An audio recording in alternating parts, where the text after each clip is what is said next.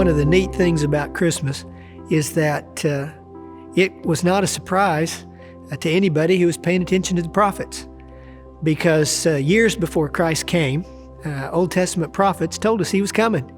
Micah said he'd be born in Bethlehem, and Isaiah gave us something of his names. That's one of my favorite Christmas prophecies from Isaiah chapter 9. You know it. You've heard it sung probably in the Messiah. For unto us a child is born, unto us a son is given, and the government shall be upon his shoulders. His name shall be called Wonderful Counselor, Mighty God, Everlasting Father, Prince of Peace.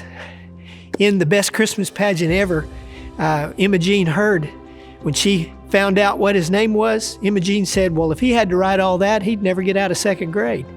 Well, I'm glad that Jesus didn't have to write that. I'm glad that he lived it, because isn't there a name for every need in the names of our Savior? Wonderful Counselor talks about God's capacity to plan a life and to be sovereign in that plan.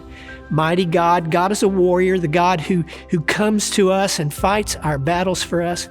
Everlasting Father, the God who loves us tenderly like a father, and yet with the disciplining love of a father, and a father who will never abandon us, never reject us, but a father who is our everlasting Father and Prince of Peace.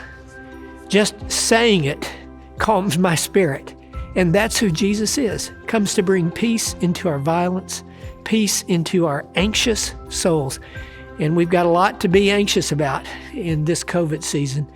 So my prayer is that as you worship Christ this Christmas, you will remember he has a name for every need. Wonderful Counselor, Mighty God, Everlasting Father, Prince of Peace. Worship him. Give him praise.